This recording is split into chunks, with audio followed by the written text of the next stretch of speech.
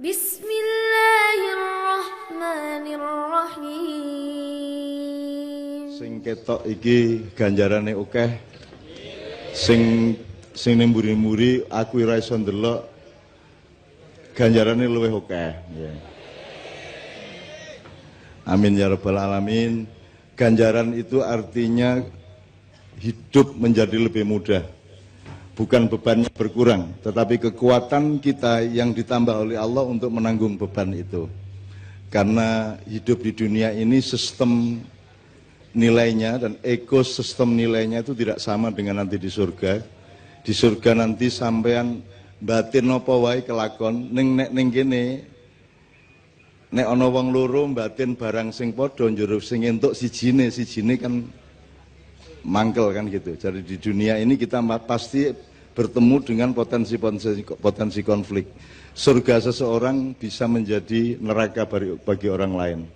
Saya dulu secara ajaib bisa menikahi Mbak Novia itu yang sakit hati banyak sekali. Tapi resikonya juga saya digoblok-goblokan. Mbak Via digoblok-goblokan orang-orang. Kok gelem-geleme kuwi? Artis ayu kaya ngono, terkenal kok gelem entuk seniman ra cetha uripe kan gitu kan. Dan itu dirasani orang di mana-mana seperti itu gitu. Nah, jadi Bapak sekalian, mudah-mudahan di Solo ini tercipta atmosfer surga sidik-sidik. Di mana ya nek arep jangkep durung iso. Jadi potensi konflik itu bisa dikurangi dengan satu keadilan, nomor dua kearifan. Jadi keadilan itu nanti kita jelaskan bersama-sama. Rukun itu bukan sesuatu yang bisa kita bangun. Rukun itu adalah akibat dari keadilan, akibat dari keseimbangan satu sama lain. Gotong royong barang ora iso dijak. Gotong wong nek wis saling lega satu sama lain mesti otomatis dia akan gotong royong kan gitu. Nanti kita coba lacak bersama-sama kronologi ilmunya dikit-dikit saiso-isone. Sambil nanti saya minta penegasan dari para tokoh agama yang berbeda-beda, kan pasti beliau punya stabilo dan punya landasan yang sama sebenarnya tentang persatuan manusia, tentang kesatuan alam semesta dan seterusnya, termasuk Pak Muzamil. Nanti saya minta mengemukakan ayat-ayatnya yang saya Bismillahirrahmanirrahim. Sekarang saya ingin mendoakan mudah-mudahan semua yang hadir di sini oleh Tuhan besok pagi diberi kejutan. Diberi kejutan berupa sesuatu yang semula belum begitu yakin menjadi lebih yakin. Proyek yang belum jelas besok pagi jelas. Pekerjaan yang selama ini kurang berkah besok mulai berkah gitu ya. Dodolan kok ora cetha-cetha payu apa ora sesuk mulai payu gitu ya. Sing urung entuk jodoh bengi iki langsung wis entuk. Nah sing terakhir iki amine banter banget iki. Nek kepeksane urung entuk ya wis golek cagak-cagak apa wedhus kono. Oke, bismillah, saya mendoakan Bapak-bapak, sahabat-sahabat saya dari berbagai macam agama di dalam Islam itu ada tradisi namanya sholawat. Sholawat itu adalah menyatakan cinta kepada Nabi Muhammad. Terus itu juga doa supaya Allah memberkahi Nabi Muhammad. Terus nanti teman-teman dari agama lain bingung, lu gimana wong nabinya aja masih minta didoakan. Bagaimana mungkin umatnya bisa beres, wong nabinya aja masih minta didoakan. Sebenarnya yang terjadi adalah cinta segitiga. Jadi kalau saya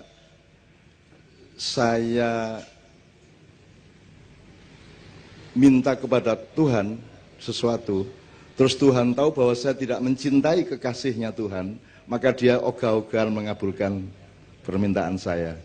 Nah, saya menyatakan cinta kepada Nabi Muhammad, Anda semua, itu supaya Tuhan tidak tega untuk tidak mengabulkan. Jadi ini hubungan cinta segitiga, Allah, Muhammad sama Anda. Jadi mohon izin saya kasih satu selawat dulu. Untuk selawat dari Islam ini tidak bermuara dan tidak berhulu maupun hilir kekuasaan, Pak, tetapi rahmatan lil alamin.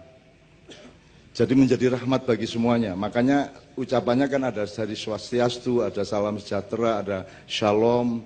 Nah kalau dalam Islam kan assalamualaikum. Jadi kalau saya bilang assalamualaikum berarti saya menjamin Anda selamat. Saya tidak akan menindas Anda, saya tidak akan ngonek-ngonek ke Anda, saya tidak akan membuat Anda tidak aman, apapun saja. Harta Anda aman, tidak saya curi, martabat Anda aman, tidak saya rendahkan, dan nyawa Anda aman, tidak akan saya bunuh. Itulah assalamualaikum, kan begitu. Nanti amannya apa nanti kita terangkan dengan Jawa lah. Sandang, pangan, papan, itu harus aman. Nah, sandang nanti kita jelaskan bersama-sama bahwa itu bukan hanya urusan pakaian karo badokan gitu ya. Itu urusannya sangat luas. Saya ngomong badokan kok Anda menjadi meriah ya. Jadi ketoknya tak oke yo, sing kata-kata ngono kuwi ya. Begitu saya sebut yang begitu-begitu tuh langsung gembiranya ndak karu-karuan ya Pak. Kuwi nek sing tak sebut alus-alus ki mung adem-adem wae. Jadi ketoknya ya pancen derajatmu lah ya. Nek beliau ini kan dahar, ya toh, beliau ini dahar, saya nedo lah gitu ya. Gue sini ngarep-ngarep iki ya mangan, nah sini rada mburi kan wis mbadok. Mburi meneh nyekek, apa meneh ngelontor, apa meneh njeglak, nguntal gitu. Madura pasti punya bahasa kasarnya apa Pak? Abaduk, abaduk. Masih nabu baduk ya, nabu baduk ya. Baduk, podo jane kosakatane podo. Madura itu bukan bagian dari rumpun Jawa. Madura itu adalah pinggirannya rumpun Melayu. Jadi bahasanya asal-usulnya bahasa Melayu, tapi karena hidupnya sengsara di tanah yang tidak ada rumputnya, maka akhirnya kata-katanya selalu kasar-kasar.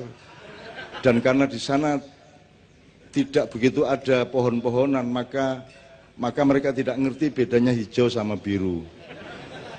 Ngertinya langit itu biru, maka karena pohonnya juga tidak hijau-hijau amat, maka disebut biru juga. Jadi sampean kalau punya kencan sama orang Madura, diperjelas dulu hijau itu gini, biru itu gini gitu. Karena mereka tidak bisa membedakan. Gitu. Jadi nanti di surga mereka selalu bilang, wah surganya biru ya gitu. Padahal hijau. SBY Madura Ican. Ya serapopo, tapi itu kekasih saya lah. Orang Madura itu kekasih saya, kekasihnya Allah, kekasihnya Nabi Muhammad gitu. Loh kok Nabi Muhammad bareng ngasih wong Madura? Mungkin saja utlubul ilma walau bisin itu karpisin itu janjane ya Madura mungkin ya. Hubungannya apa ya orang ngerti, mungkin aku menurut. Ke bismillah, jadi saya mohon satu selawat. Kemudian kita nyanyikan, saya minta Mbak Fia, Mas Imam, Mas Doni, Mas Islamianto dan Mbak Nia untuk membawakan satu nomor yang lama tidak dibawakan, satu medley.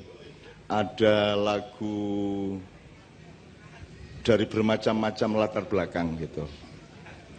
Enevo ya, Evenio ya. Oke, bismillah.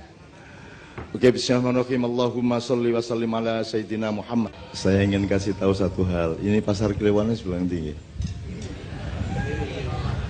Mereka nggih. Jadi pasar Kliwon itu pokoknya kalau teman-teman dari Yaman itu kan ngelumpuki kan di sekitar sini ya. Jadi ada imigrasi cukup besar dari transmigrasi antar negara dari daerah Yaman Arab sana ke sini. Dan yang datang ke sini memang rata-rata orang Yaman, yaitu pelantun-pelantun sholawat. Mereka para habaib atau habib, orang-orang yang mencintai Muhammad.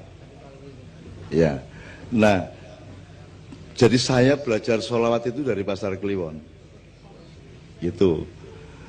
Aku iki ra iso asline, kepeksa lah, ra ono sing gelem ya toh, tak lakoni ya toh. Kabeh do ora wani ngetokke sholawat ning musolane dhewe, akhirnya aku nang ndi tak gawa ben wae do diarani desa ya pancen desa, arep ngopo kowe aku jen desa ngono. Nah, setelah saya umumkan terus saya ajak Mas Haddad semuanya. Ya sampai sekarang ada Habib Syekh segala macam, akhirnya kan selawat diterima di seluruh Indonesia dan seterusnya. Nah, teks atau buku atau kumpulan puisi yang indah yang berjudul Simtudur itu Simtuduror ya, itu dari Yaman ditransfer ke sini oleh cucu penulisnya, oleh putranya. Nah, Habib Elwi. Gini Mas Zamil, sampean sing jelas sama Mas Zamil. Timbangan aku di trombol terus iki.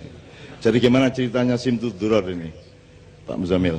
Ya, Simtud Duror itu kan ditulis oleh Habib Ali bin Muhammad bin Husain Al-Habsyi, yang beliau itu tinggalnya di Siwun di Yaman, dan itu langsung dituntun oleh Nabi Muhammad SAW beliau. Ya, saya tidak akan membawakan seluruhnya ini karena tidak mungkin. Ini kalau dibawakan seluruhnya ini bisa sampai jam 1 ini tok. Itu pun tanpa musik, dan itu kan nanti Anda tidak jadi selawatan tapi hatimu mangkel, malah ndongak kelek nang aku tur kena kowe dhewe malahan kan gitu. Wong aku nglakoni apik kok ya to, ning kowe mergo kaya nek kowe ngimami sembahyang kedawan surate kan ya apik karepmu ning ya miso-miso apa makmummu niku waduh Al-Baqarah modiar iki nah. Pertama modar ning begitu wis mulai meh ceklak-cekluk kae suwe-suwe metu kalimat thayyibah. Nyun sewu alon-alon. Jadi kita ini punya masalah ya di Solo, ya di Jogja, ya di DIY, provinsi-provinsi, nasional, bahkan masalah-masalah global. Semua masalah itu ada 3 macam. Yang satu masalah-masalah yang kita bisa merumuskan dan insya Allah bisa kita selesaikan. Tapi ada masalah yang agak lebih tinggi, dia punya kans mungkin bisa kita selesaikan, mungkin tidak bisa kita selesaikan. Jadi kita harus punya kategorisasi. Yang 3 yang tertinggi adalah masalah yang kita mustahil mampu menyelesaikannya. Satu-satunya jalan adalah kalau Allah menolong kita, kan begitu. Nah yang ketiga ini cukup banyak jumlahnya. Makanya saya sangat bahagia Solo yang pernah terkenal sebagai kota teroris di seluruh dunia, kan gitu. Malam ini menyelenggarakan deklarasi. Jadi iya Pak, ini semacam apa? Deklarasi itu bahasa Arabnya apa Pak Muzamil? Istiqlal atau mada fil Arabiyah? Ya bisa apa? Iklan. Iya, deklarasi bisa, atau kalau seperti Nabi Muhammad kan wasiqah ya. Wasiqah. Yes. Pokoknya gue ya ramudeng toh ya, dikandani apa ya, manut wae, manut itu ya.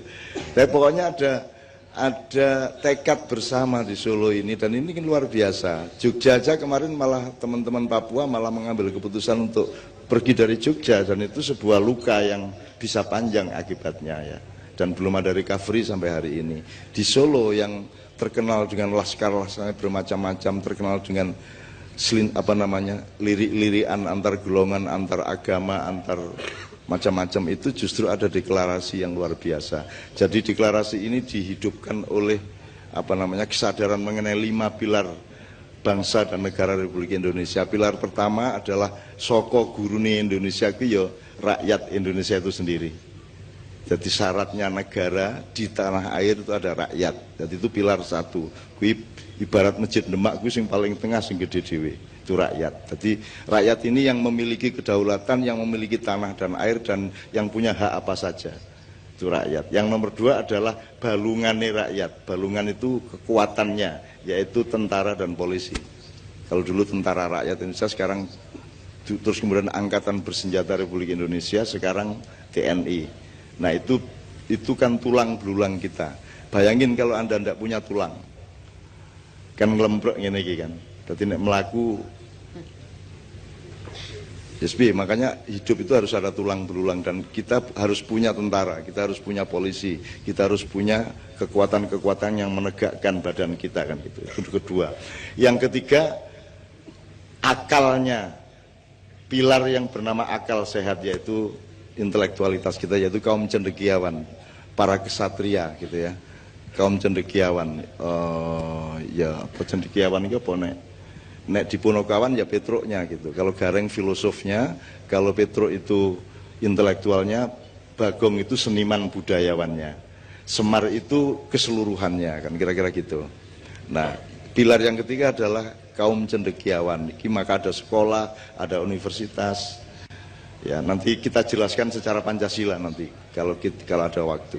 Pilar yang keempat adalah kekuatan adat dan kebudayaan. Solo ki beda karo Yojo, aja njur Solo padha karo Yojo. Ya pancen Solo ki beda karo Yojo. Blangkone ya siji mendul siji trepes kuwi Aja njur demi perdamaian terus digawe separuh-separuh. Jadi bendol yang Jogja dikurangi, kini digawe rada bendol sithik, ndak usah. Nek pitik-pitik wae, nek bebek-bebek wae. Supaya kita damai adalah bebek-bebek jangan menyuruh pitik jadi bebek, kan begitu. Pitike dhewe ya aja rasa pengen dadi manuk. Kan gitu. Kowe nek wis mangan tempe ya wis tempe kuwi sing paling apik, paling enak. Angkus sore nek ana sop buntut alhamdulillah, ana tengkleng alhamdulillah. Ning pas onone tempe sing paling apik ya tempe kuwi. Mbangane kowe mangan tempe karo ngelamun tengkleng. Tempene ra penak, tengklenge ra kelakon. Nah bangsa Indonesia kan rada ngono-ngono kuwi to. Ya toh. Apa kurang puas, semua kurang puas ya. Ini jadi yang ketiga, yang keempat adalah adat dan kebudayaan. Apa lagi mau? Ditubom to iki. Kok dibaleni. Iki mesti ana dulur-dulur saka alam yang lain iki ya, serah apa. Berarti mereka ingin disapa. Ya, assalamualaikum, ya, assalamualaikum. Ya. Mereka ingin disapa karena jangan lupa tanah Indonesia terutama Pulau Jawa ini dihuni bersama, tidak hanya manusia tapi juga makhluk-makhluk Allah yang lain. Bahkan ketika dulu manusia akan dibikin tapelnya, tapel itu arcanya, arcone. Itu tanah liatnya diambil nek orang yang Karanganyar ning Sragen aku lali persisnya. Di tanah liatnya diambil di situ oleh pertama Jibril tapi diserang sama iblis, kemudian Mikael diserang lagi, kemudian Israfil juga diusir sama iblis. Kemudian ketika iblisnya kecapean perang lawan 3 juniornya itu, maka kemudian Israel diam-diam datang ngambil tanah liat itu langsung dibawa ke surga. Di situ kemudian dia bikin manusia Adam. Maka karena Israel yang bikin sampean, yang bikin patung sampean itu, maka dia yang punya hak untuk ngambil nyawa sampean. Nah, jadi saya kira Anda boleh sekali-sekali lupa Jibril, Mikael, tapi nek karo Israel kudu apik-apik kowe ya. Mbakane kowe engko ana keputusan mendadak di reshuffle kowe engko. Ya ta? Di reshuffle kowe. Itu apa meneh reshuffle ra nggo alasan kok diganti ngopo ora ana alasane. Wis pokoke piye carane PAN iso entuk akeh kan gitu. Muhammadiyah iso entuk akeh gitu mergo NU wis beres kan gitu. Dan seterusnya lah, aku rasa ngomong politik ya. Nanti daripada Anda seneng gitu. Oke, itu pilar keempat, adat dan kebudayaan. Pilar kelima adalah adat dan kebudayaan itu termasuk keraton ini. Ini kekuatan kita dan kita belum punya bentuk negara yang tepat sekarang ini. Kita ini negara republik tidak menghormati orang tua kita. Kita tidak bisa menempatkan keraton Solo ditaruh di mana, keraton Jogja itu letaknya di mana dalam proses kesadaran bernegara kita kan gitu. Sementara semua negara Eropa itu pakai kerajaannya. Ya Inggris, Denmark, Spanyol, semuanya kerajaannya dipakai, kita enggak. Kini republik pure, orang nganggo ngurmati apa jenenge leluhur gitu. Nah, suatu hari kita akan rubah semua itu. Bismillahirrahmanirrahim gitu ya. Mbuh sapa sing nglakoni aku ora ngerti. Sebagai suatu hari akan ada perubahan atas pertolongan Tuhan supaya cetha keseimbangan Indonesia itu terus mbiyen iki. Indonesia iki dudu barang anyar. Indonesia iki barang sing terus biyen-biyen kae dinekno yang dulu itu. Dari konstitusinya, filosofinya sampai formula kenegaraannya dan seterusnya. Nah, itu yang keempat. Yang kelima adalah agama dan spiritualitas. Malam ini sebenarnya acara persatuan Solo, kerukunan Solo, tapi kita memakai bungkus keagamaan juga. Wong dari awal wis assalamualaikum kita awal mau. Kalau sing donga ya wong Islam, jadi jenenge sing donga wong Islam ya mesti apa meneh wong Madura kan bahasa Arabe apik banget kae. Gitu ya, tadi ya Bapak ya. Iya, bahasa Arab. Bahasa Arabe wong Madura luwih apik mbangane raja Arab kok piye. Oh tenan kuwi asli kuwi. Raja Arab itu kalau bahasa Arab beneran fushah itu kleru-kleru. Nek wong Madura ki apal setiap kata wong bendina maklari Hajar Aswad tok. Mubeng ning. Jadi wah bahasa Arab cantas banget kae gitu. Madura iki kendel. Ning Ka'bah wene wani dagang coba lah. Wani maklaran. Iki nek wong liya kan ra wani nek mafia migas ngene kan wanine ya ning Jakarta. Nek wong Madura ning ngarepe Ka'bah wani maklaran. Terus kamu kok berani maklaran di sini gitu kan? Ono misalnya Nabi Muhammad ngutus wong gitu. Terus dia jawab wong Madura. Loh, semua umat Islam merindukan untuk mencium yang engkau cium wahai Rasulullah. Engkau dulu mencium Hajar Aswad dan semua umat Islam yang datang ke Mekah ingin mencium Hajar Aswad. Aku ini hanya berusaha memudahkan mereka semua ya Muhammad. Bahwa mereka kemudian ngasih saya uang itu karena mereka akhlaknya tinggi. Itu wis dialognya wis khatam, tadi wis akhirnya tidak ada masalah, wis beres gitu. Nah yang kelima ini yang kita tidak pernah terlalu memikirkan. Kudune piye to keraton iki diteruske apa ora? Posisine piye jane? Nek keraton wis ora ana tenan njur kok buang tenan ki eman apa ora? Apa yang bisa kita warisi dari keraton? Gitu loh. Dulu ada transformasi dari Mojopahit ke Demak dan yang transformasinya bukan hanya bedol negara tapi juga perubahan-perubahan konstitusi dan dasar-dasar nilainya. Dulu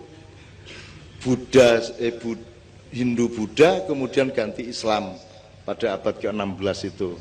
Ada transformasi. Sampai hari ini Keraton Solo, Keraton Jogja juga terikat pada konstitusi Mataram Islam kan gitu. Jogja juga tetap terikat Mataram Islam. Jadi mau apa saja tetap terikat di dalam konstitusi itu. Nah, teman-teman sekalian, mudah-mudahan deklarasi kita di Solo ini dengan kesadaran dan diikuti oleh studi-studi, penelitian-penelitian dan perumusan-perumusan.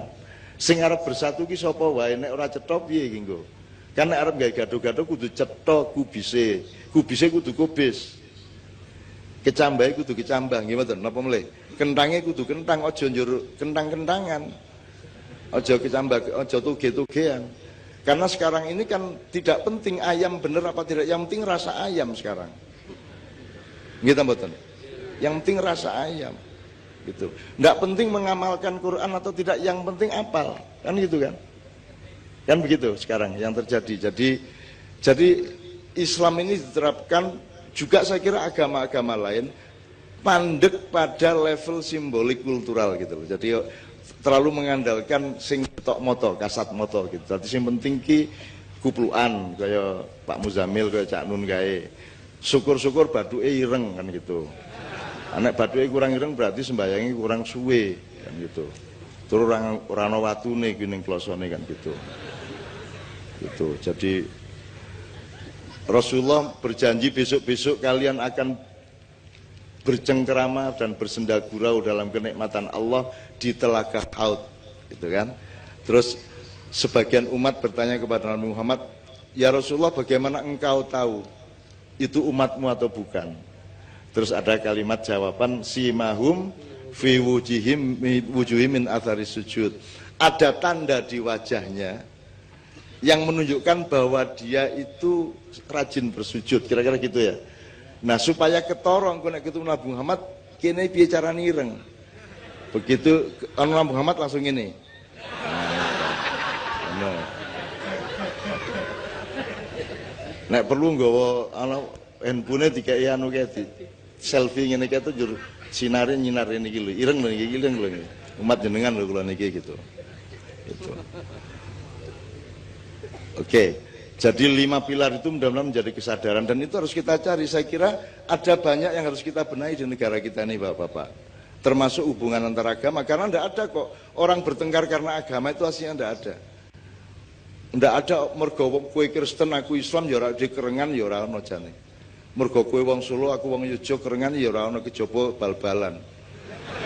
Nek bal-balan ora peduli menang kalah, sing penting kerengane kan gitu kan. Itu kan Bu Brojo Musti, Bu nek kene apa jenenge? Pak Sopati, Bu apa nek bal-balan itu memang itu makhluk asing lah, makhluk aneh lah. Wani numpak dhuwure sepur wong 200 dhuwur gerbong wani kok. Kuwi kan malaikat wae dol metoko lho iki piye to iki menungso iki.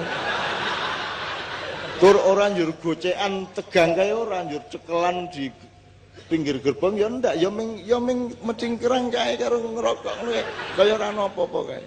Ini betul-betul makhluk luar biasa di Pulau Jawa ini, luar biasa. Terutama yang sepak bola itu. Dari situ teman-teman sekalian, saya akan pelan-pelan.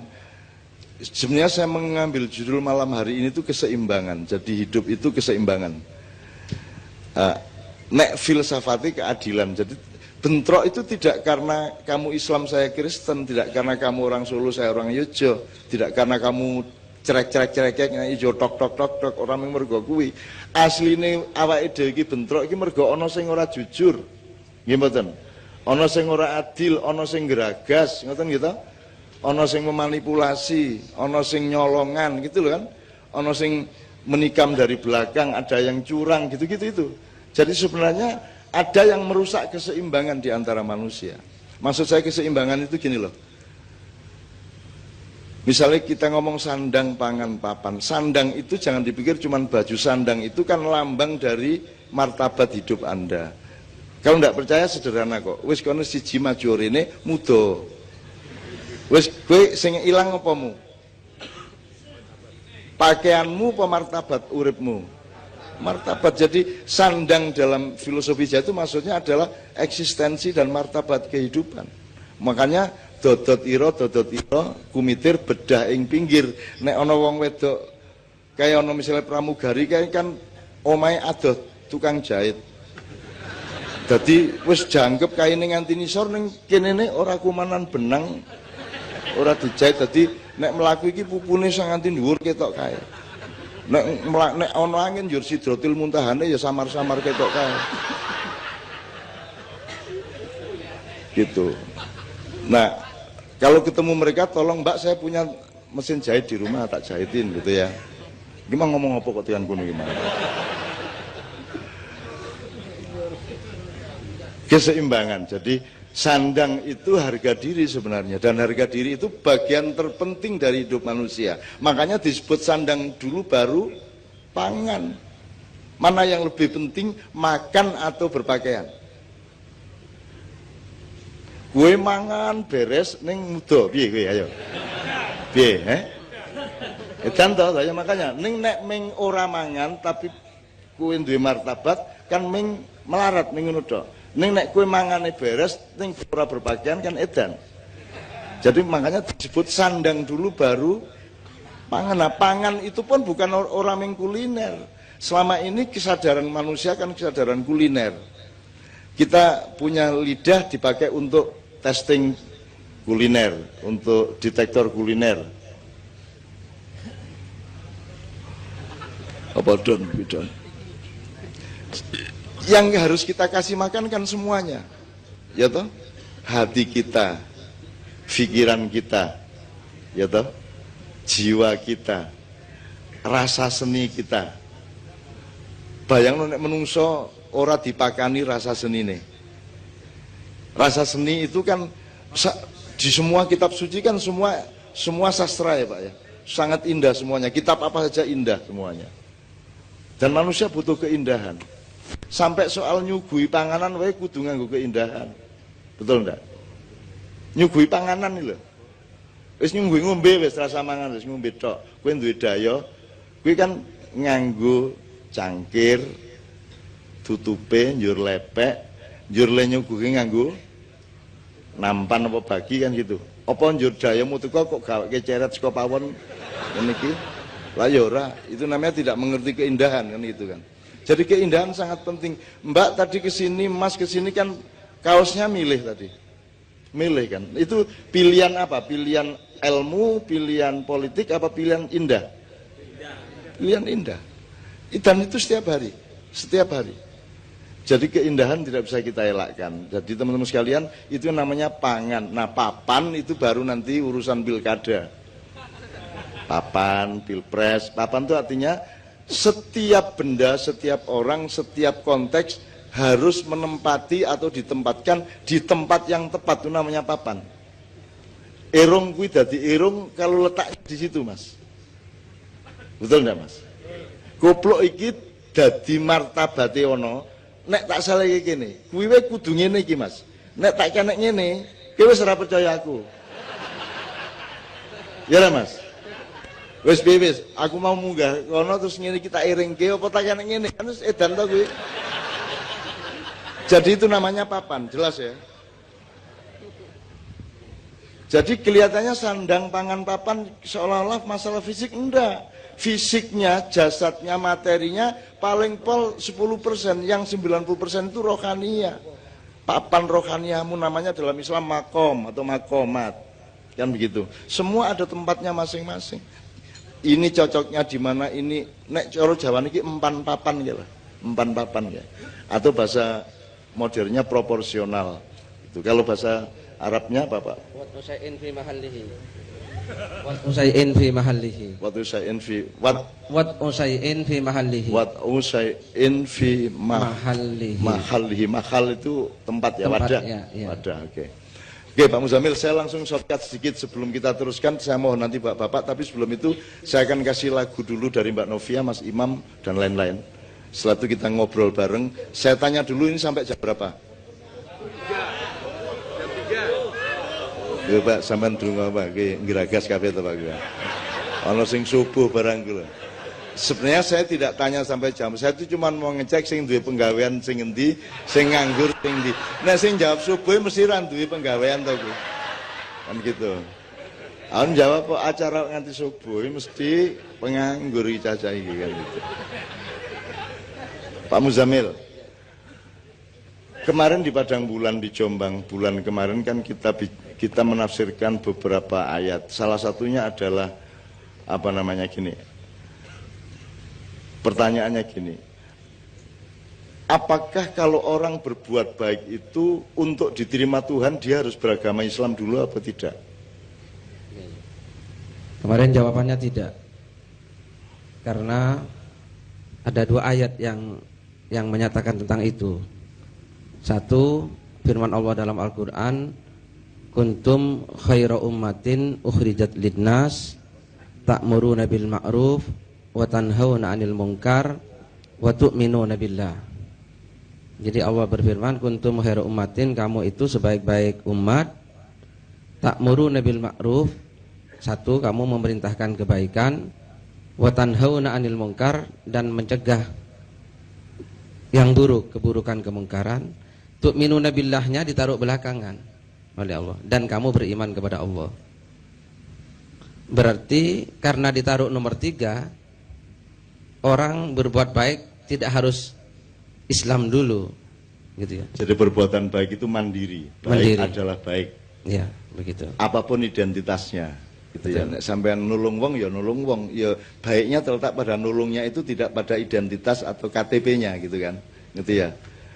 Nek ini tidak berlaku Pak Muzamil, kue nek motormu kepleset njur ditulung wong, kue takon sik, jenengan muslim sampeyan mboten kok nulung kula.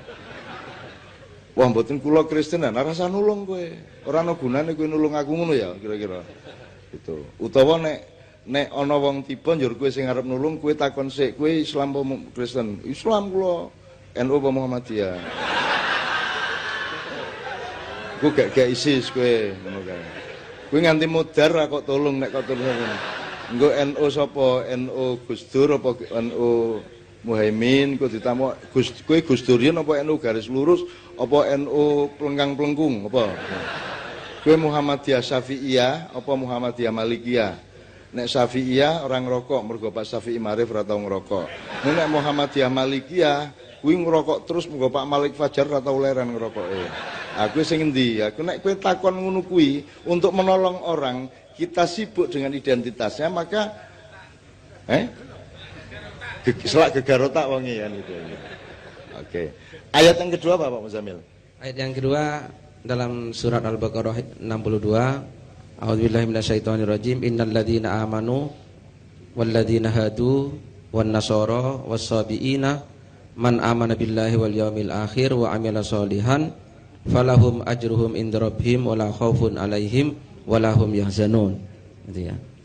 Innal ladzina amanu, sungguhnya orang-orang yang beriman, wal ladzina hadu, dan orang-orang yang menganut agama Yahudi, wan nasara, dan orang-orang Nasrani, was-sabiina, dan orang-orang sabiin. Orang sabiin itu yang tidak Islam, tidak Yahudi, dan tidak Nasrani, gitu ya. Jadi dalam tafsir disebut orang yang pokoknya percaya adanya Tuhan, gitu ya. Man amana billahi wal yawmil akhir, siapa yang beriman kepada Allah, baik Islam, Yahudi, Nasrani dan Sabi'in, barang siapa yang beriman kepada Allah wa amila sholihan dan melakukan kebaikan, falahum ajruhum inda rabbihim, maka bagi mereka pahala mereka, wala khaufun alaihim walahum yahzanun, dan mereka tidak akan punya rasa takut dan punya rasa sedih dunia dan akhirat. Begitu. Jadi sangat jelas ya, teman beragama Kristen berbuat baik sama Allah, falahum ajruhum inda rabbihim, ya, sama Allah dikasih ajar. Ajar itu ya reward ya, apa, penghargaan atau pahala atau ganjaran dan seterusnya. Bahkan jelas ini ayatnya. Jelas. Jadi sampean berbuat baik aja. Makanya setiap agama outputnya kan akhlak. Outputnya akhlak.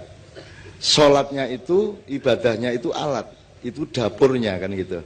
Tapi warungnya itu akhlak yang baik tadi kan gitu. Kon dari kue aja sibuk ning dapur wae. Gitu.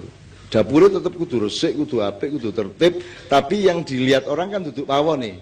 Yang dilihat orang adalah warungnya kan begitu. Nah warungnya kudu ada panganan yang sehat dan enak. Jadi mudah-mudahan ini memperkuat deklarasi pada malam hari ini, gitu kan. Soalnya kan nanti kan orang kok, loh kok orang Islam kok berdamai sama Kristen bagaimana? Nah Rasulullah itu gimana kira-kira, Pak Muzamil? Nabi Muhammad itu punya pembantu masih anak-anak Yahudi, dan sampai akhir hayatnya Yahudi tidak dipaksa oleh Rasulullah untuk masuk Islam. Anak itu. Nek kepengen kaya Rasulullah golek pembantu Yahudi ya. Rasulullah kalau dia teladan toleransi atau tidak? Teladan toleransi, buktinya dia punya pembantu, dibiarkan tidak dipaksa, beliau tetap menjalankan Islam, pembantunya Yahudi. Ya oleh Rasulullah dibiarkan saja. Sampai satu ketika, nah ini bukan karena dipaksa, anak ini sakit. Pulang ke rumahnya dijenguk oleh Rasulullah SAW.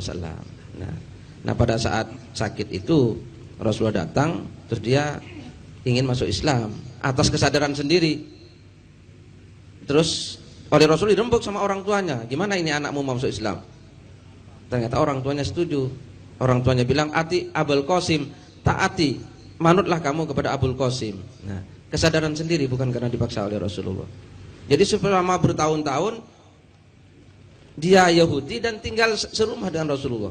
Ini kan mana ada toleransi seperti ini, gitu ya. Itu saya kira nggak ada seperti beliau. Kalau sekarang pakai konstitusi kekhalifahan Rasulullah, kenabian dan risalahnya Rasulullah. Rasulullah kan mengatakan innama bu'itsu liutammima makarimal akhlak. Jadi Rasulullah itu disuruh kerja keras itu untuk memperbaiki akhlak. Nah supaya akhlaknya baik dikasih training ibadah, sholat rajin, puasa dan seterusnya gitu ya. Nah puasa itu menurut saya ibadah yang sangat unik ya Pak Muzamil ya. Karena kalau orang sholat bisa kelihatan, bisa direkam, kalau orang puasa bisa di video apa tidak. Yang bisa di video bukone kan gitu. Tapi kalau orang puasa di video kan tidak bisa. Tidak bisa ya. Paling rahasia, ibadah paling rahasia. Anda tahu nggak bapak Anda puasa atau tidak tuh ngerti persis nggak? Atau anakmu poso pora ngerti? Lah orang ngerti toh. Makanya puasa itu kalau saya mengibaratkan, kalau orang sholat itu katakanlah di halaman rumahnya Tuhan, gitu ya. Kalau orang naik haji itu boleh masuk rumah. Tapi kalau orang puasa itu Anda berada di kamar pribadinya Allah. Karena Allah mengatakan puasamu untukku, gitu ya Pak Muzamil ya. Ila sauma fa innahu li. Kullu amal ibni Adam lahu illa saum atau illa siyam gitu ya. Apa saja ibadahmu itu untukmu kecuali puasa. Jadi sebenarnya puasa itu sangat tinggi, sangat menggembirakan, sangat menawarkan berkah, sehingga kalau kita mau bikin hari raya seharusnya hari raya itu ya puasa itu. Jadi mulai tahun depan kalau bisa begitu masuk Ramadan kita hari raya. Yang kita rayakan tuh Ramadannya itu, karena kita sedang deket-deketnya sama Allah. Kita di kamar pribadinya Allah. Nah, selama ini yang dirayakan kan begitu selesai Ramadan, hari raya. Apa sebabnya? Mergo yes, wis entuk mbadok kan gitu kan. Terus hari raya kan gitu, kita ngono kan. Jadi Idul Futur ya, bukan Idul Fitri ya kan. Idul Futur. Idul Futur, kembali makan kan gitu. Lho nek asline kan sing dirayakan kan sing ampuh to, sing top to, itu puasa. Mana mungkin kita bisa toleran rukun kalau tidak saling berpuasa. Berpuasa itu artinya mengerti batasnya. Kue ra entuk ngonekke aja ngonekke, kue cukup semene wae. Kue aja ngetokke kue sugih di depan tanggamu sing melarat banget kan gitu. Dan seterusnya, pokoknya menahan diri, menahan nafsu segala macam. Itu semua adalah puasa. Dan puasa sangat penting. Oke Bapak sekalian, sebelum saya mohon ke Bapak-bapak untuk satu persatu, panitia saya mohon untuk memberi untuk memandu siapa di antara bapak-bapak yang akan urut-urutannya dan seterusnya. Saya mohon untuk dipandu oleh salah seorang panitia atau dua orang, tidak apa-apa. Sebelumnya supaya pangannya jangkep ya. Jadi iki mau wikir wis rada suwe iki mau mikire ya. Ikine wis dikai panganan, saiki ikine dikai panganan. Nah, untuk iki apa arep Jawa, apa arep Barat, apa arep semau-maumu.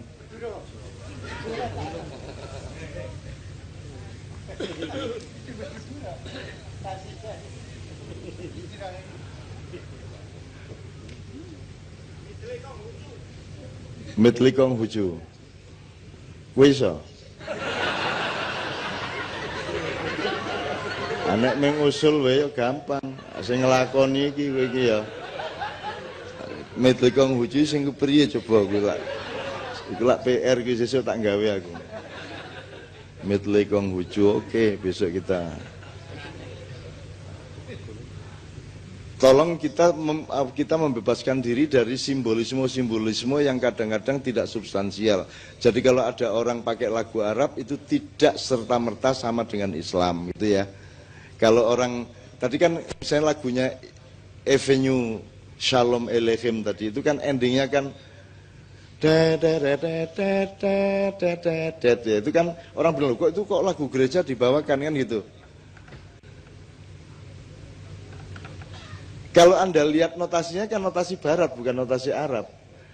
Kalau Yesus dulu kan di Yerusalem, itu lagunya lagu Arab. Jadi sebenarnya Yesus itu ya rengeng-rengengnya ya rada Arab.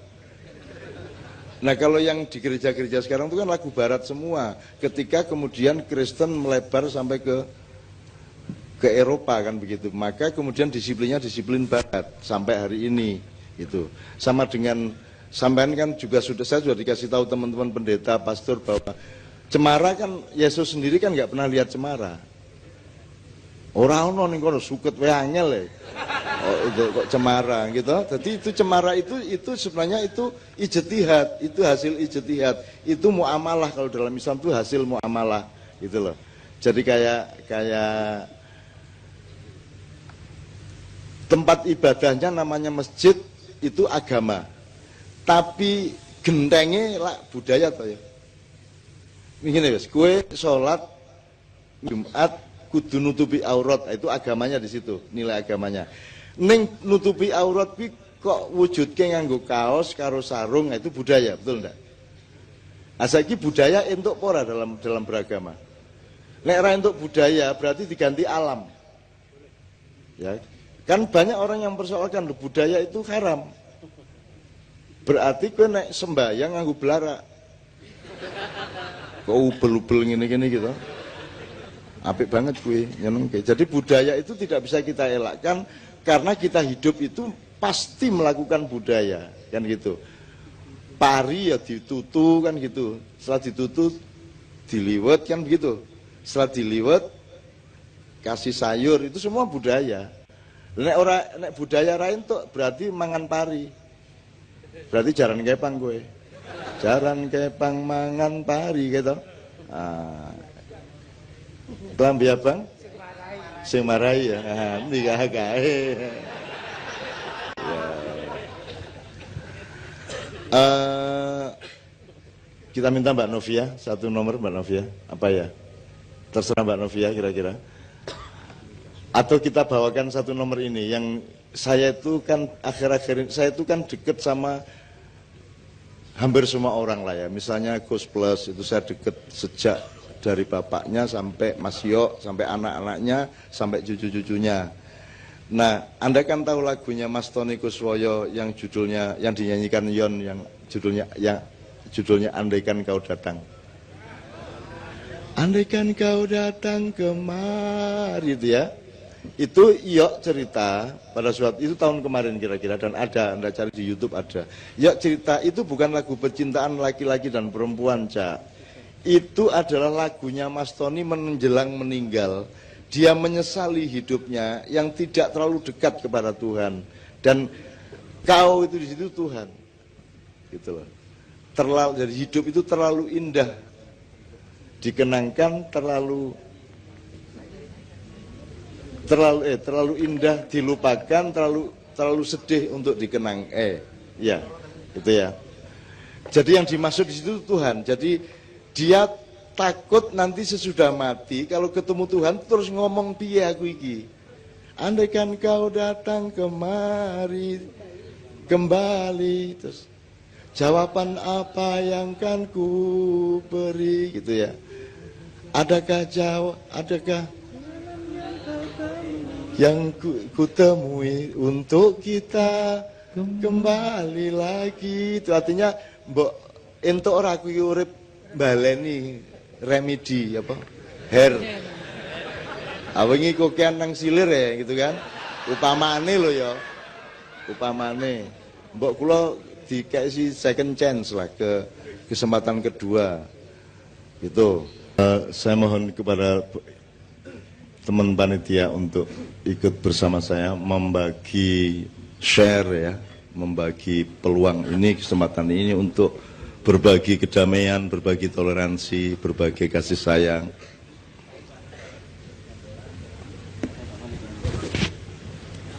Monggo Mas, kita persilakan satu persatu barangkali. Ya. Monggo Mas. Siapa yang kita persilakan pertama? Ya, yang dilaksanakan di Kota Pekalongan itu kerjasama Menteri Pertahanan Bapak Arya Miza Aryakutu bersama ulama ahli Thariqah Al-Mu'tabarah An-Nahdiyah yang dipimpin oleh Maulana Sayyid Habib Lutfi bin Muhammad bin Yahya Pekalongan. Dari sini yang berangkat 8 personil dari pengurus dan anggota Jatman, Jam'iyah Ahli Thariqah Al-Mu'tabarah An-Nahdiyah, dan juga dari pondok pesantren 1, sehingga 8 itu datang ke menghadiri konferensi internasional ulama sedunia yang dihadiri oleh 49 negara, termasuk dari Amerika juga hadir ulamanya, dari Inggris juga. Nah, di situ yang dibicarakan seperti yang kita laksanakan malam ini. Maksudnya di situ adalah membela negara masing-masing, termasuk kalau malam ini di Surakarta ini dalam rangka juga membela Surakarta, umat Islam dan umat yang lain dari berbagai agama yang ada di Surakarta. Sehingga deklarasi tadi itu disampaikan bersama oleh masyarakat dan tokoh agama di Surakarta yang disampaikan Bapak Kapolresta. Di Pekalongan kemarin selama 4 hari itu, konferensi itu diantaranya menekankan bagaimana toleransi antara umat beragama. Karena terjadinya bom bunuh diri di berbagai negara, termasuk di Iran, di Syria, dan kita saksikan semua, termasuk di Surakarta yang sebelum hari raya itu kecil. Itu karena memang tidak adanya toleransi. Jadi para ulama yang hadir ke Pekalongan itu menyampaikan diantaranya yang harus kita masyarakatkan, kita sosialisasikan adalah tasamuh antara kita semua, bainana wa bainakum, bainana wa bainahum, bainan nas, sedunia harus toleransi. Makanya acara malam ini adalah judulnya adalah Surakarta Dukung Toleransi. Kota berseri, kota solawat, kota toleransi. Ini adalah intinya membela kota Surakarta. Kalau Indonesia membela negara Indonesia. Saya kira itu sebagai oleh-oleh dari tokoh agama khususnya dari Islam yang ikut dalam konferensi internasional yang dilaksanakan di Pekalongan berkaitan dengan acara malam ini. Jadi kita semua di sini seperti apa yang dikatakan Bapak Kapolresta tadi harus menjaga Surakarta ini menjadi daerah yang aman, damai, tidak ada letupan-letupan kayak kemarin sebelum hari raya itu. Kita harus lawan semua kalau ada seperti itu dan kita jaga betul. Dan kita tolak kalau ada orang yang mau merusak tatanan kita bermasyarakat dan bernegara. Saya kira itu. Assalamualaikum warahmatullahi wabarakatuh. Ya, untuk selanjutnya dari Romo Antonius Budi Wihandono dari Katolik, kami silakan. Baik, selamat malam. Selamat malam. Selamat malam. Pak MH, tadi dikatakan temanya keadilan ya. Kalau di Katolik itu jarang bicara mengenai keadilan, Pak. Jarang. Karena keadilan itu belum ada nilai plusnya. Menggik kudune gitu loh. Menggik kudune ngono pancen. Nek aku ngresnani wong tuaku ya pancen kudune ngono kuwi. Tapi masalahnya di Indonesia ini untuk sampai ke keadilan saja tidak bisa. Banyak yang tidak bisa. Bahkan walaupun demikian orang Indonesia dikatakan paling bahagia. Arti penjarawe dadah guyu itu ya. Arti penjarawe dadah guyu, nek orang-orang asing itu tutupi, isin. Nek wong Indonesia arti penjara saya dadah itu. Ya, senang misalnya ya. Senang gitu ya. Kalau gereja Katolik itu bicaranya bukan keadilan, tetapi kemurahan hati. Kemurahan hati itu lebih keadilan. Dengan murah hati itu orang berbuat lebih. Dan kalau belajar dari Isa Al-Masih itu yang menjadi utama itu hidupnya selalu digerakkan belas kasih, itu jadi dasar. Nah, kalau mau dipakai sederhana, nek wong ndirasa mesake itu ora ana wong sengsara. Nek kalau ada orang ndirasa mesake, aku mesake wong tuaku, ora ana wong tua sengsara. Aku mesake kancaku mbuh kuwi muslim, mbuh Katolik, mbuh Buddha, mbuh Hindu, itu tidak ada orang sengsara. Maka sebagai dasar itu lalu kemudian hatinya digerakkan oleh belas kasih, dan itu nanti akan menjadi kemurahan hati. Dan memang anehnya dalam ajaran Katolik itu biasanya kalau orang itu mengatakan kalau ambil simbol-simbol itu kan yang luar biasa. Itu misalnya kalau Mike Tyson itu gelarnya si leher beton. Lalu kalau si siapa? Chris John itu naga. Tapi kalau dalam Isa mengajarkan apa yang kamu lakukan bagi saudaraku yang paling hina itu kalau lakukan padaku. Maka ketika memperlakukan orang-orang yang kita anggap hina itu memperlakukan pada Tuhan sendiri. Nah, ini hanya bisa dengan gerakan cinta kasih, belas kasih. Maka kalau di Solo ini juga didasari dengan gerakan pertama belas kasih, di situ tidak akan ada hal-hal yang buruk. Demikian dari saya. Terima kasih. Terima kasih, Romo.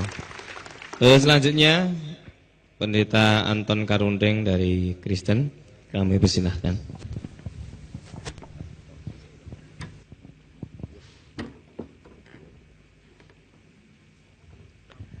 Selamat malam. Selamat malam. Shalom alaihim. Nah, tadi kan sudah dinyanyikan Shalom alaihim ya. Jadi salam kita sama. Hukum yang terutama bagi orang Kristen adalah mengasihi Allah dengan segenap jiwa, segenap kekuatan, seluruh hidup, dan mengasihi sesama manusia seperti diri sendiri. Jadi toleransi ada di sana, saudara-saudara. Mengasihi siapapun itu hukum. Dan itu harus dipraktekkan mulai dari diri sendiri. Saudara-saudara, saya tidak menyombongkan diri, tapi itu praktek yang memang saya hayati dari hukum agama yang saya anut. Saya punya pembantu sejak istri saya itu umur 14 tahun. Kemudian dia punya cucu ponaan, ikut. Lalu saya sekolahkan sampai lulus sarjana. Agamanya apa? Agamanya Islam. Saya tidak melihat dia dari agamanya, tapi sebagai sesama manusia. Nah, sekarang sudah lulus dan mulai kerja. Kira-kira 8 bulan ini ia bekerja di Solo juga ikut saya. Ya, saya tidak akan memaksa harus masuk Kristen, tidak. Silahkan, ada tempat sholatnya dan seterusnya. Mau puasa, bahkan dia sudah istilahnya khatam itu ya Pak? Apa ya Pak? Menyelesaikan. Ya, sudah khatam katanya dia. Saya tidak terlalu mendalami gitu. Saya dorong saja supaya dia melakukan agama sesuai dengan keyakinannya. Jadi kita mengasihi sesama manusia, siapapun juga, seperti kita mengasihi diri sendiri. Itulah hukum dari Kristen. Demikian, terima kasih. Sampun. Kok sudah Pak? Ya, masih bisa ditambah Pak? Iya silakan Pak. Ya, nanti iyalah kita menganggap ini baru UUD 45-nya Ibu. Oh ya, masih yang lain lagi aja. Ini kita sepakati untuk kita bagi-bagi. Jadi saya tak berlagak sebagai orang yang seolah-olah lebih memahami Bapak Pastor dan Bapak Pendeta untuk menyambungkan ke Anda semua yang saya anggap agak kurang memahami dibanding saya. Kenapa ya Pak ya? Jadi saya ingin menjelaskan pada gini, karena ini anak-anak saya, mereka ini namanya generasi milenial. Generasi milenial itu generasi yang paling berperan di dalam menciptakan perilaku dan kecenderungan di sebuah milenium. Maka disebut milenial. Umurnya dari 17, 18 sampai 38, hampir 40. Ini rata-rata begitu Pak umurnya. Dan mereka ini yang paling penting. Kejopo sing wis tua-tua kaya aku ya. Nah, yang dimaksud Bapak Pastor tadi itu gini, pertama, keadilan itu tidak akan pernah tercapai oleh manusia, sudah pasti. Jangankan keadilan, kebenaran juga tidak ada. Kebaikan juga tidak ada.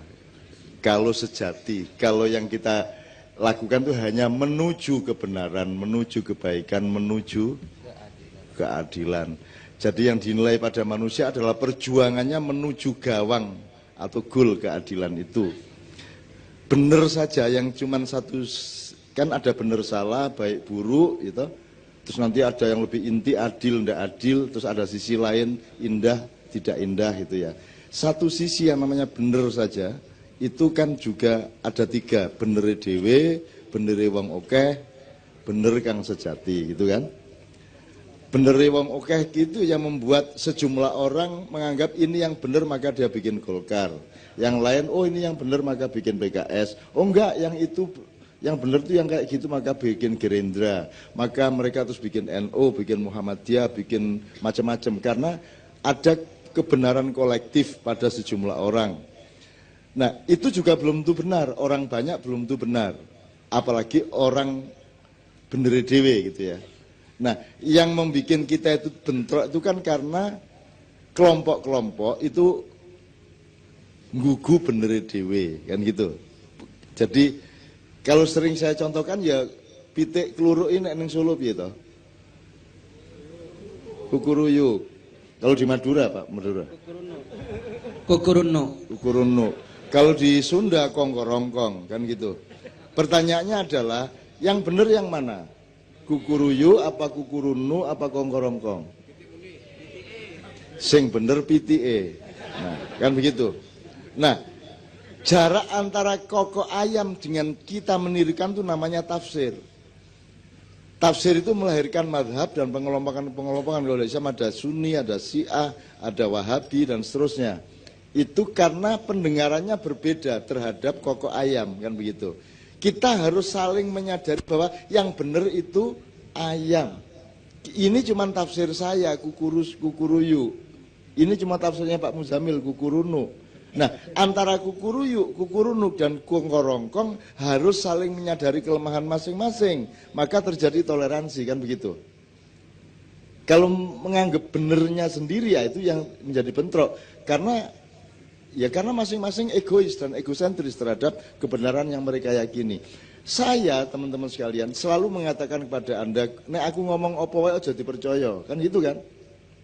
Anda percayanya jangan ke saya itu cuma mengantarkan sejumlah bahan dan cara berpikir supaya kamu mengolahnya. Nanti kamu akan menemukan apa yang kamu percaya secara otentik dari pikiran dan hatimu sendiri. Jangan percayanya kepada saya. Jadi antara Anda dengan Tuhan itu jangan ada siapa-siapa. Anda sama Tuhan itu langsung. Bahwa Anda mendengarkan pastor, kiai, ulama, pendeta, biku, dan seterusnya, itu wacana. Tapi dia tidak mewakili Anda. Dan dia tidak bisa menyelamatkan Anda. Apakah pastor bisa menyelamatkan umatnya? Tidak bisa. Apakah kiai bisa menyelamatkan umatnya? Tidak bisa. Apakah ketua majelis ulama bisa menyelamatkan umat? Tidak bisa. Apakah ketua NU menyelamatkan Nahdien? Tidak bisa. Hanya Anda sendiri yang bisa menyelamatkan dirimu di depan Tuhan. Maka kalau Anda beribadah kepada Tuhan, jangan ada siapa-siapa. Dan saya tidak mau ada di antara Anda dengan Tuhan. Susahnya pimpinan-pimpinan agama yang seneng manggon kuno kui. Jadi menjadi gerhana dia di tengah-tengah antara Tuhan dengan umatnya gitu loh. Karena di sini nih akses eksistensi kepemimpinan ada di situ. Terus dia duwe apa jabatan, terus dia nanti punya akses ekonomi kan begitu. Nah saya tidak mau ada di situ dan saya tidak mau Anda percaya. Saya kesini supaya Anda percaya sama Allah, tidak percaya sama saya. Gitu loh. Nah aku dipercaya kok aku disindir sama Allah. Gitu loh. Siapa panutanmu? Cak Nun gitu ya. Pane. Terus Nabi Muhammad ketemu aku panutan nih ya yang ngono gitu. Amotar ta aku. Amma aku nek disindir-sindir kaya ngono kuwi lho, aku ya mulane aku aja dadi panutan. Kowe ora iso ngenut aku, wong aku dudu kowe dudu aku. Sing iso kok ambil dari aku adalah sebagian yang relevan terhadap kamu, sebagian dari kecenderungan saya yang pas untuk kamu. Dan kalau kamu teruskan, kamu sebenarnya bukan niru saya, kamu meniru orang yang pihak yang sebelum saya, entah itu Nabi, entah itu Tuhan sendiri, bukan sayanya. Saya cuma akselerator dari nilai dan kecenderungan itu, betul enggak? Betul enggak teman sekalian? Itu yang pertama. Kemudian untuk menjelaskan yang Bapak Pastor kemukakan tadi, kemurahan hati itu kalau di dalam Islam Halim namanya ya. Al-Halim, Allah yang maha murah hati. Sebenarnya murah hati, toleran, lomo itu kan mirip-mirip saja ya. Itu bulatan terus ada sisi-sisinya. Ada Bismillahirrahmanirrahim. Rahman itu cinta sosial, cinta yang meluas. Rahim itu cinta yang mendalam, yang vertikal. Karena garisnya ke gravitasi bumi sama ke langit yang satu garis. Jadi rohim itu garis ke dalam dan ke atas. Kalau Rahman itu garis ke kiri, ke kanan, ke depan, ke belakang. Itu Rahman. Kan gitu. Atau kalau pragmatis, aplikatif, yang dimaksud Pak Pastor tadi itu ihsan. Ihsan itu kebaikan yang lahir dari dirimu. Tidak karena disuruh, tidak karena diwajibkan. Gitu loh, itu namanya ihsan. Jadi kalau ingin anakmu seperti itu, jenenge ihsan, utawa nek kepingin entuk ihsan, goleke kanca sing jenenge ihsan. Gitu. Biar carane ben entuk terus wong bocah iki seneng lomo gitu, ngekeian gitu kan. Nah, itu namanya kemurahan hati. Masalahnya, teman-teman sekalian, kemurahan hati itu tidak bisa jadi aturan. Tidak bisa menjadi sistem, tidak bisa menjadi hukum positif. Sementara kita ini bernegara, kalau bernegara itu harus ada kompromi untuk menyepakati pasal-pasal yang disebut hukum positif. Kan begitu? Ada perdes sampai permen, sampai kepres, sampai konstitusi dan undang-undang, KUHP dan seterusnya. Itu semua hukum positif. Itu semua bukan untuk adil, tapi alat untuk menuju keadilan. Karena keadilan yang sebenarnya tidak pernah bisa Anda capai.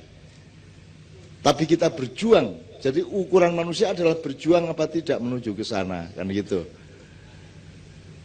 Jadi bukan adilnya tercapai, tidak mungkin tercapai, benar aja belum tentu tercapai kok. Apa yang saya yakini benar malam hari ini, mungkin nanti pulang ke Jogja saya ragu sendiri sama kebenaran saya, karena saya menemukan kebenaran yang lebih tinggi dari yang tadi saya omongkan. Betul enggak?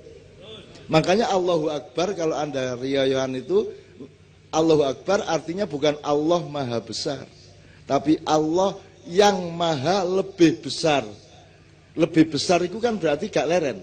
Lebih besar lagi, lebih besar lagi, lebih terus enggak berhenti-berhenti. Dia dinamis. Jadi dia tidak statis. Bukan Allah yang Maha Besar, seolah-olah dia material yang ukur kebesarannya bisa diukur, enggak. Allah itu Maha lebih besar. Kok maha lebihnya itu apakah Allah memuai gitu? Biyen sepiro njur sepiro ngono. Bar sak gunung Kelut njur sak gunung Semeru ngono. Ora. Di dalam kesadaranmu Tuhan itu makin lama makin agung, kan begitu? Makin lama makin agung. Jadi tidak pernah berhenti engkau mengagumi, mentakjubi Allah, sehingga disebut Allahu Akbar. Kalau Allah Maha Besar, bahasa Arabnya Allahu Kabir. Kalau orang yang besar badannya, bukan Allah, rojulun kabir, K-nya yang panjang. Kalau Allah, baknya yang panjang, kan gitu. Kabir sama kabir gitu. Kalau akbar itu maha lebih besar gitu. Jadi tidak pernah berhenti. Maka Bapak yang dijelaskan oleh beliau tadi adalah Anda tidak bisa terus-menerus mengandalkan perintah agama atau syariat, mengandalkan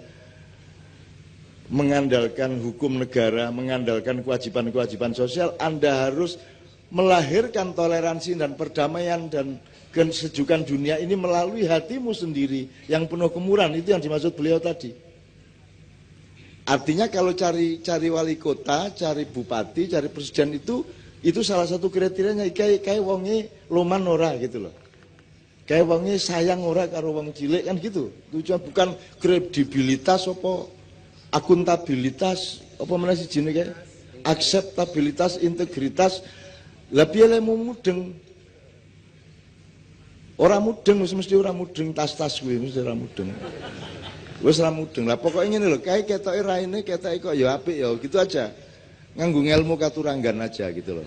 Gitu loh sebenarnya. Oke ya teman sekalian, paham ya yang bisa boleh adalah betapa pentingnya manusia mengolah dirinya untuk punya output murah hati di tengah sistem yang tidak bisa dijamin, di tengah hukum yang sangat relatif, di tengah Yesika salah apa tidak akan kebingungan, ya, di tengah begitu banyak kasus-kasus nasional yang tidak jelas posisi hukumnya, gitu ya, di tengah reshuffle yang tidak jelas alasannya apa kok dia diganti dan alasannya apa kok dia yang menggantikan, begitu, semua tidak ada alasannya.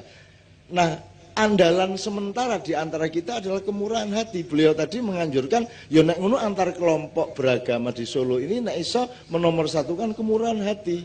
Kan begitu. Kalau mengandalkan perjanjian atau mengandalkan hukum-hukum positif, wong hukum positif itu rendah derajatnya. Misalnya orang mencuri dihukum, kan begitu.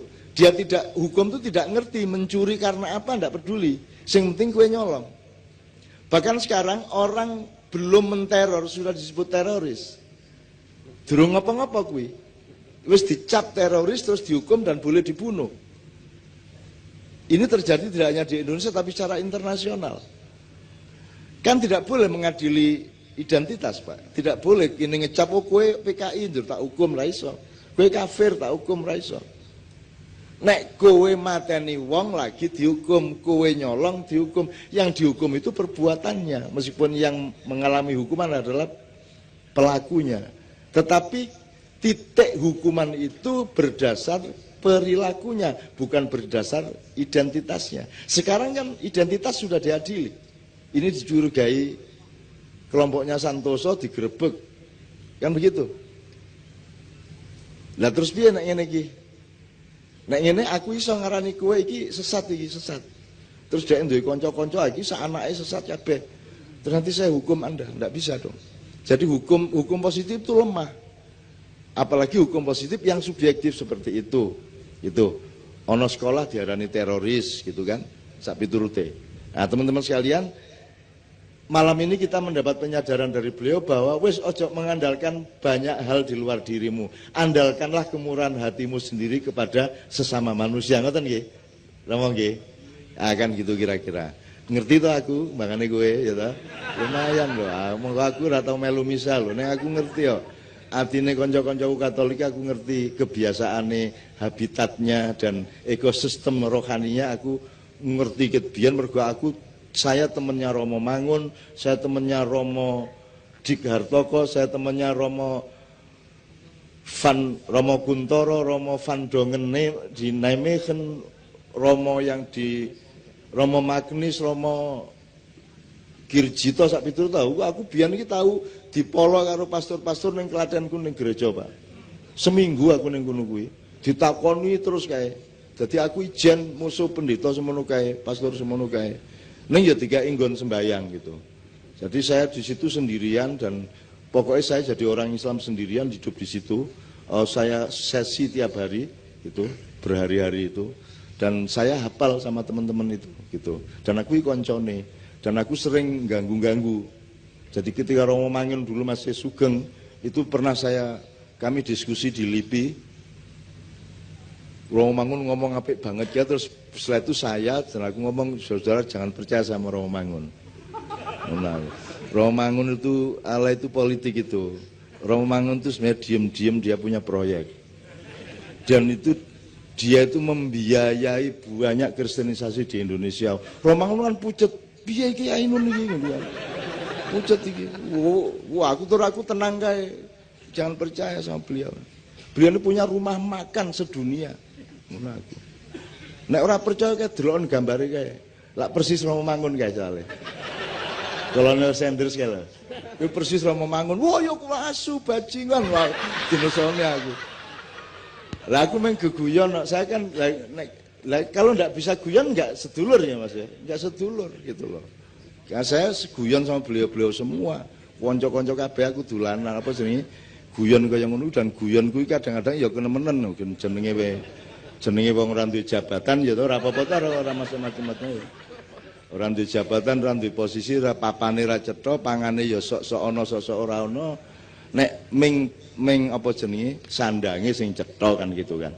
Oke, teman-teman sekalian, kita satu nomor lagi kemudian kita teruskan bapak-bapak dari agama-agama yang lain gitu ya. Satu nomor ini saya minta seperti biasanya Mas Doni sama Mas Imam. Kemudian nanti kita teruskan Mbak Novia lagi, Mbak Nia dan seterusnya. Nyun sewu. Ini persembahan khusus untuk bapak-bapak. Ini Kiai Kanjeng ini memperjuangkan titik adil. Jadi ojo Jawa tok ning ya ojo Barat tok ning ya ojo Arab tok. Kabeh iki nek iso dikai porsi yang seimbang dan menuju keadilan satu sama lain, kira-kira gitu. Bahasanya kalau di daerah Merapi, Jawane digawa, Arabe digarap, Barate diruwat, kira-kira gitu kan ya. Ora apa-apa karo wong Barat ya ora apa-apa ning diruwat sik. Arab ora apa-apa mlebu ning digarap sik. Aja njur kowe dadi wong Arab, kowe iki wong Jawa ya. Kowe iki cublak-cublak suweng, siapa apake. Kowe dudu wong Arab. Akeh ya dudu wong Jawa. Dan Anda jadi orang Jawa itu yang mewajibkan adalah Allah, yang mentakdirkan adalah Allah, dan kita harus taat. Kowe gelem ora gelem kuwi dikasih dogma oleh Allah. Anda itu kan dogma. Iso kok nyang ora? Iso kok nyang ora? Kowe iki kowe iso kok nyang ora? Mboten to? Berarti kuwi dogma. Dan itu takdir, wis ora iso kok bantah. Kowe menyerah wae. Alhamdulillah.